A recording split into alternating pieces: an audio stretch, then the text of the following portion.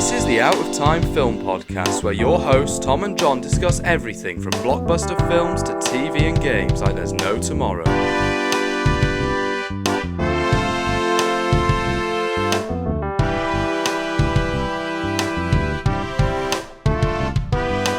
Hello and welcome to the Out of Time Film Podcast. My name is Tom, and as always, I'm joined with my co-host John. Hi. And this week we are talking about Argylle. Oh boy, I can barely. I can't describe what I'm feeling. I want to say that I'm excited to talk about this, but no, this is. Yeah, I agree. Oh There's, dear. there's a plethora of feelings that I'm feeling right now. Ooh, yeah. There's this excitement to talk about this, and there's this depression that we just watched this film. And this film is none other than directed by Matthew Vaughn himself, who directed amazing films like Kick-Ass, Kingsman, X-Men First Class, and those were really good films. And then Argylle. Matthew Vaughn has made some really, really good films, they were some bangers. comic book films, some of the best, some of the most unique, some of the most inventive. This isn't the first time that we've done a Matthew Vaughn thing on the podcast. Kingsman. We did, yes, start of 2022, and it was fine, I guess. I think we both had fun with it. So I was expecting Argylle to be at least fun in some respect, at least maybe there were some cool action scenes. It's like a Matthew Vaughn film, you want to go have some fun, like some really cool action sequences, or maybe some characters that have really interesting chemistry, bounce off with the dialogue, there's something that's alive with it. Maybe it's just got a few comedic scenes that are a bit goofy, like Rasputin and Elton John in the Kingsman films. That would be fun, wouldn't it? Wouldn't that be nice? Yes, that would be nice. And the needle drop moments, they were actually pretty good. You were just mesmerized by the visuals. That'd be nice. But this is Argylle we're talking about. You don't get any of that here. No, we're not. And this was a shock. Actually, this was a shock to watch at the cinema, not in a good way. You were just stunned the entire time. I was like, what are we watching? This is not Matthew Vaughn at all. This is just so bad. I don't know what it is. So should we get into spoilers? Yes. Full spoilers ahead for anyone who hasn't seen it. Sorry. Yes. Budget. It's $200 million. How? How? I don't even know. Argylle, briefly explain the plot for those who don't know. Right, okay. Reclusive author Ellie Conway writes best-selling espionage novels about a secret agent named Argylle, who's on a mission to unravel a global spy syndicate. However, the plots of the book start to mirror the covert actions of a real-life spy organization. The line between fiction and reality begin to blur. I think this film was bad. Shockingly bad. At the beginning of the film, right? So we've got this cliche spy story at the beginning, Agent Argylle trying to take down this villain that Lipa plays. And it's it's a bit cheesy. They're trying to take it down, and it's supposed to be an intentional spy film, it's a bad film that at the beginning.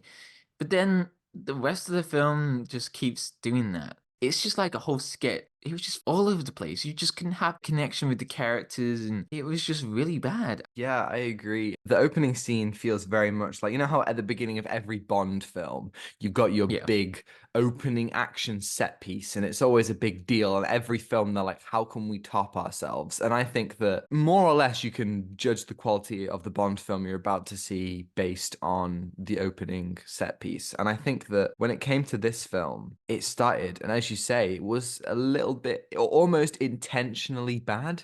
And I was watching it and I was like, okay, I see where they're going with this. It's kind of going to be like this, look at this goofy reality. But it didn't stop. When we left the fictional world and we came into the real world, it was just bad, and it continued to be so. I have no clue how Matthew Vaughn has somehow fallen from such heights. He's really lost the sauce here. I've seen some people. He's lost his mojo. Yeah, I've seen some people online being like, oh, this is a fun film. And I'm really happy that people have found fun in it. And I can see why you would. But I just sat there for 2 hours, over 2 hours, and just wanted to die. Yeah, same. This was almost on the edge of watching The Flash. Like I wanted to die just watching this film. And basically, Argylle, at the beginning, this is some crazy set piece. But then once it goes into reality, I don't know what it was. It just didn't feel right at all. Especially, there are some moments in the story that have some weird plot points. And they are confusing, very confusing. Because one, the author, Ellie Conway, is actually a real life spy. Oh my god, no. We we did not get this we didn't get spoiled. No. She's the Yeah. real Agent Argylle, or should I She's say the Kyle, as in Kyle. Rachel Yeah. Kyle. Yeah. Apparently she was in some accident, but then the accident was that my brain was like she got pranked. No, she didn't. She didn't get pranked about that explosion. No. Yeah, you got pranked. She No. got Uh, hypnotized. Yeah. And she got trapped in this apartment where this hacker was living in, and it was full of explosives. She had to jump in the river and all that. And then that's how she lost her memories. But somehow the division guy, the head of it, Bryan Cranston, he knew where she was, apparently. And then she was an ice skater. She was an ice skater, apparently, when she lost her memories. And there was this fight sequence where it was on this boat and this place was full of oil. And Ellie Conway just turns to Aiden and then she was like, "Do I ice skate?" And he was like, "Yeah, yeah, yeah, you got those memories." And then she somehow can ice skate, which was never explored in this film at all. Somehow she has this ability to ice skate. And there's some really other weird plot points as well. I was just like, what is happening? That whole action sequence, I wouldn't mind that it's ridiculous and that it comes out of nowhere, but it's just a completely preposterous CGI model whisking around the place. It's like, to compare this to other Matthew Vaughn films, in Kingsman: The Golden Circle, Elton John just immediately knows karate and just does like a perfect mid-air kick. Yeah. And Yeah, that's that ridiculous. It's preposterous. It comes out of nowhere, but it's funny and it looks somewhat realistic. And there is a good use of slow-mo and music that brings that scene together. It's just a small moment, but it's memorable, and I found it yeah. quite fun. But this is just, there isn't any of that. There's no charm to it. There's nothing special in the music or the way that it's shot. And this film was $200 million budget. And I yet we don't still know have a scene where. like this where it just feels like characters in a video game just moving around at superhuman speed, not even looking like they're actually there. Like that's, I think, the Yeah. main thing that got me about that scene is that it just looks like a CGI character just whisking around. And Yeah. there's just no believability to it. A lot of the action scenes just feel very strangely done. Matthew Vaughn didn't bring his same level of flair or energy to his action, and I think that's Yeah. just crazy because if there's one thing I always count on Matthew Vaughn doing, it's delivering some fantastic action.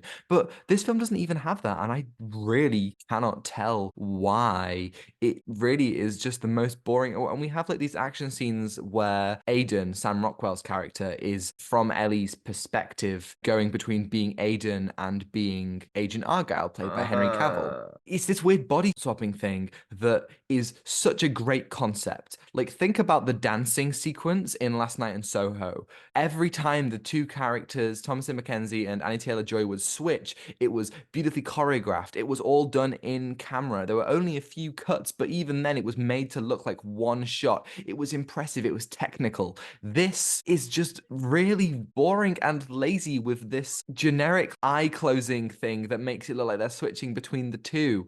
And you could have done something really inventive with this. You could have at least made this very odd element of the film where Ellie yeah. is seeing Argylle all over the place, which only ever really shows up in the action and never anywhere else. Like, they could have made that something really interesting and really special and really emphasized the fact that she doesn't even know the lines between reality and fantasy. But no, and I am extremely perplexed as Yeah. to how the action just throughout is so unmemorable. I agree. It was just so boring. There was no exciting fight moves or sequences. Like, for example, the most memorable stuff I could remember was from John Wick 4. Like, oh my God, you can remember so many moves that John did in that film. But this one, there was just so boring, and it was just felt like a copy of, like, all the other fight sequences. Like Bullet Train, for example. There were some fight sequences in Bullet Train. And by the way, the music choice is just so bizarre. Because, for example, when Ellie comes to the point where she sees Argylle and Aiden like swap, there was that weird music that was playing the entire time. And I don't know what it is, but when there is like a song that's playing over a fight sequence, it just felt very weird. Why is the song playing? Where's the song playing? And Ellie has this song playing in her head somewhere, but we don't know what it is.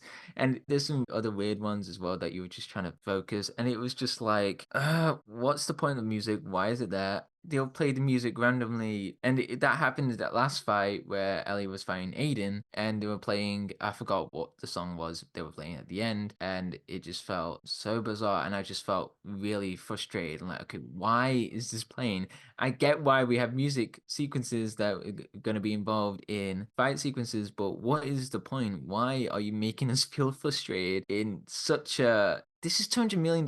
You could have done something else with that music to make it more engaging. Focus on the fight sequences or something on the story that can have some flair with Matthew Vaughn. But no, this was just nothing. Matthew Vaughn, he knows how to direct action to music. You got the Freebird scene in the first Kingsman, the Saturday Night's Alright for Fighting Yeah. scene in the Yeah. second Kingsman. They was perfect. They were Yeah, perfect. exactly. Like numerous scenes throughout his filmography. There's the one that introduces Hit Girl in Kick-Ass. He knows what he's doing, but here it just doesn't compute. And I'll tell you what song is played when Ellie and Aiden fight at the end. It's Now and Then by the Beatles. Yes, Beatles. I was thinking, yeah, this is Beatles. Yeah, that song plays throughout the film, and Does it? yes, it does. I did not hear that Oh throughout the yeah, film. That's weird. Okay. yeah. Okay. So we hear it numerous times, and Ellie even says, or maybe Aiden says, "This is our song." Did It they? I just forgot about that as felt, well. yeah, when they're like dancing, there's like this is our song, and they use it throughout. There's instrumental covers of it, and there's like the actual one. This is the most frustrating thing ever. Now and Then only came out a few months ago. So there was no way that this film was written or shot with the intention to use this song, which Wait, was this the last Beatles song? this is the last Beatles song, yeah. Right, So it that's it. only Yeah, came sorry. out recently. So you know immediately that there was no intended connection there. They added it in post for whatever reason. Was it to sell a soundtrack? We don't know. But they used it just for that. There wasn't any intended connection with the music. If anything, because Ellie was in a coma for 5 years. So this film must be set in like 2030, maybe. It doesn't think about that at all. And to use a song that has so much meaning for the Beatles and the reason why they made that song, what it meant for them to be able to finally use these archival vocals from John Lennon and the guitar by George Harrison, people who've passed on, it's a song that means a lot and has a lot of weight around it. This is the final Beatles song. And playing it here, it feels so shallow, it feels pointless, and Yeah. it feels also a little bit disrespectful to what that song means. I'm definitely saying this as a Beatles fan, as somebody who cares a lot about it, but these things make an impact. You can't just choose any song. Songs have meaning and they have context behind them. And Yeah. this just felt so soulless. I was embarrassed for the film. I was embarrassed for the actors, man. Like, we have a really solid cast, all given some terrible stuff to work with. Yeah. And considering that all the marketing heavily relies on Henry Cavill and Dua Lipa, those two are barely in the film. Dua Lipa especially has one scene and that's it. Henry Cavill is in it a little bit more, but still barely. The whole film relies on Bryce Dallas Howard and Sam Rockwell, who are both good actors in their own right, but I don't think they had the necessary chemistry to sell this romance. There was no or chemistry. Yeah. I also didn't believe either of them as super spies. Oh, couple? Like, did you get them as a couple? Yeah, exactly. Like, Yeah. are these two in love? Like, really? Yeah, and then somehow they have this massive dance sequences with guns. I was like, what? What is she trying to set up here? And there was nothing to build up with because the lack of the chemistry and the lack of the story. There was no clear indication where, where it was going for this couple, but somehow they fell in love with each other. So yeah. None of the cast are bad per se. They're all still really good actors, and Really good they're, actors. I think Bryan Cranston and Catherine O'Hara and Samuel L. Jackson, they're all chewing the scenery. They're all having a good time with it, but it just doesn't work. It doesn't mesh together. There are all these point of view shots when Sam Rockwell and Bryce Dallas Howard are looking at each other, and it just looks really awkward. I don't see the love in their eyes. I don't believe in this relationship. There are numerous just weird editing choices as well, with like the slow-mo throughout that kind of like draws attention to their connection or whatever.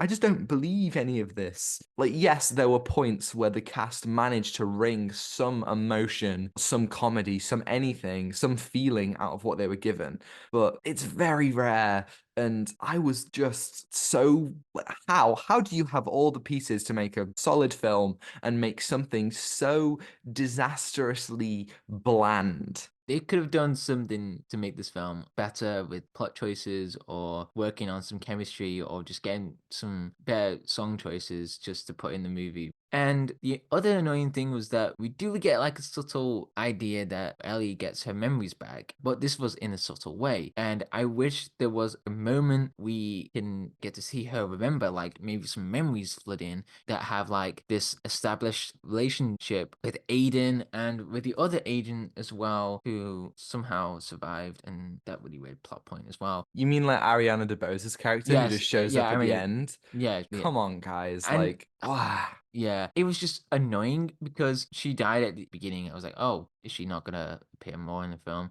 And that got me worried because I was like, they just told us about that whole thing, shooting through not at your heart, but somewhere in the rib cage somewhere, and it was just that weird fact.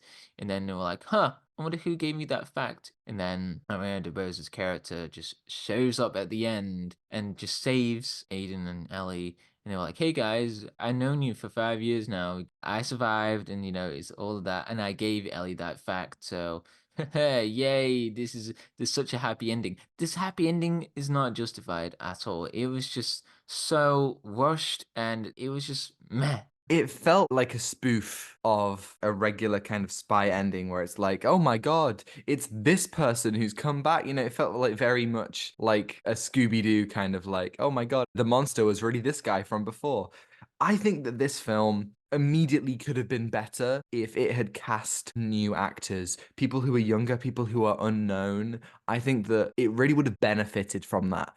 Think Kick-Ass, think First Class, think The First Kingsman. All of those films, they have, their established actors. You've got your Nicolas Cages, your Kevin Bacon, your Colin Firths. But those films largely are all centering around new actors, young people, Aaron Taylor-Johnson and Taron Egerton and even Jennifer Lawrence when First Class came out. These are all people who became famous in part because of these films. And that really worked because these are new people, these young people, they were believable in those roles. But the cast in this film are all so much older and just don't work for this kind of role. They're getting to the point in their careers when they can't spearhead action. It's just not working for them. If anything, Ariana DeBose should have been the protagonist of the film. And I couldn't help thinking throughout, she would have been great. If Ariana DeBose was Ellie Conway, this film would have immediately, and no hate to Bryce Dallas Howard at all, I think she's fantastic. I just don't think she's right for this role. But if somebody else did this, maybe someone younger, just maybe somebody with a different kind of energy. Maybe it's because it's Bryce Dallas Howard and Sam Rockwell together. Maybe it's just all these elements that just don't work together, even though they would work on their own. I just think that they could have just done anything else. And it would have been cheaper as well. Like, come on, like, these are established actors. They're going to cost, money. But like, if they'd have cast new people, they wouldn't have had to spend nearly as much on this film. And to be honest, I think they're going to lose a lot as well. I don't know anybody who wants to see this film. It doesn't look good. Our cinema had like 3 people in it other than us, and like 4 of them left. That doesn't even make any sense, but still. More than that. Yeah, Ariana DeBose's character, she kind of stole the spotlight at the end, but not in a bad way. I mean, like, she could have something to have her moment rather than just being, okay, I saved the day. She could have been the protagonist. I agree. There could have been something like maybe a younger generation, like Terry Edgerton and Jennifer Lawrence, something that can help with that. And Rob Delaney was in this film for 1 second. I don't understand with that. And then I love Rob Delaney, but who's cheering for Rob Delaney? Like seriously, like who's being like, oh my god, the greatest cameo in 2024 is Rob Delaney in it's Argylle. Like who's thinking that, man? oh, it's just weird. And then Bryan Cranston has this gun. I don't know why it's called Clementine. This film could have been a 90-minute film and you would lose nothing. Like you could definitely cut out 45 minutes. Like the whole thing with Bryan Cranston and the gun. Why is that important? I don't know. Please, please. There was no moment. Bryan God. Cranston doesn't have a moment in this film. He's just like an evil guy who's like, okay, we need to go to London. And the plot twist was just so okay. Some plot twist was just so predictable. You There were weren't, so many excited. plot twists. Oh my god. In the space of like 10 minutes, there were like 7 plot twists. Nothing was working at all with the plot twist. And the funniest thing is that 3 years ago, a film Twitter account called Discussing Film, somehow they had the details about the film. And it's literally on there. It's still on there. It says on the lines of Argylle is going to be shooting this year. The story will be about an author who has amnesia that she was a real life spy before. So we heard about this plot twist before we went in cinema. But my God, we got to see so many plot twists that were just so original and you just felt out of nowhere. It was just so annoying. You know what the biggest plot twist was? And it wasn't even a like I knew this is, but the mid-credit scene revealing that Argylle trained with the Kingsman, and then the end is like Argylle book 1, the movie is coming soon, and now apparently they're making an Argylle prequel series show. How much money do they have to waste on this? I don't know why they need to do another Crazy, spy series. I don't know why. like, well, why does it have to be about this? Why does it have to be like this? Is the same thing with what he's done with Kingsman. Kingsman 3 is happening. The Kingsman 2 is happening. Matthew Vaughn wants to also make Kick-Ass part of this universe between these 3 franchises. What? Why? Like, I don't know. But we're getting a Just leave Kick-Ass that alone. reboot at Just some leave that point. alone, Matthew. Just continue on working on your maybe work on something cool rather than a whole series that isn't. It's not really working. Yeah, I said when we did the Kingsman on the pod, I said I hope that he does something other than Kingsman for a change.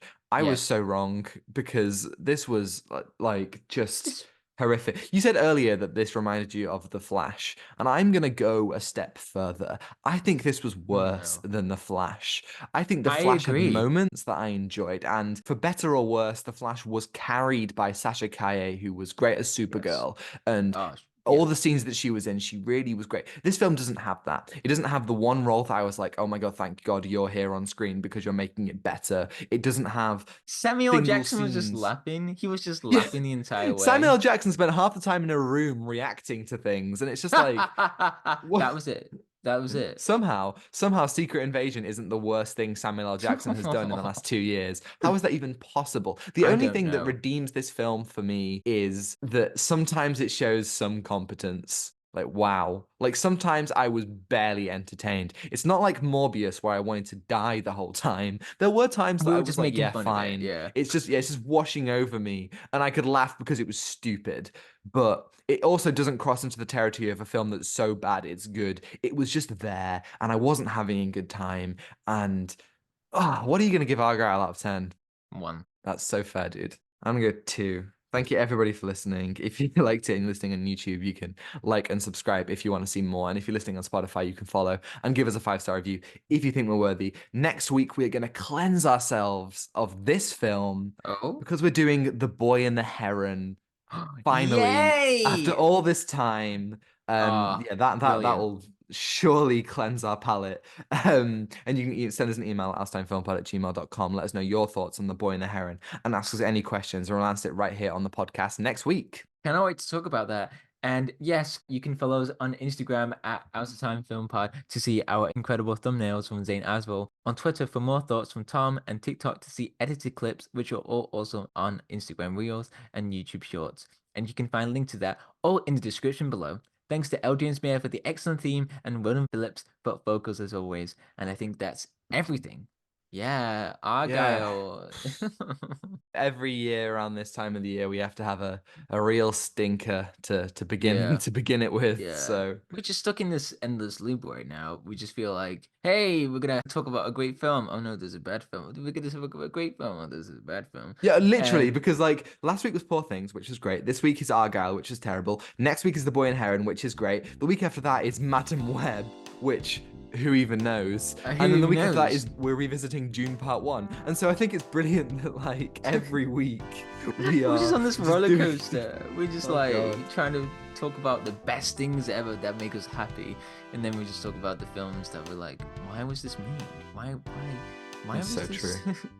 That's so true. God damn it. Anyway, take what you're given. Give nothing back. Goodbye. Goodbye.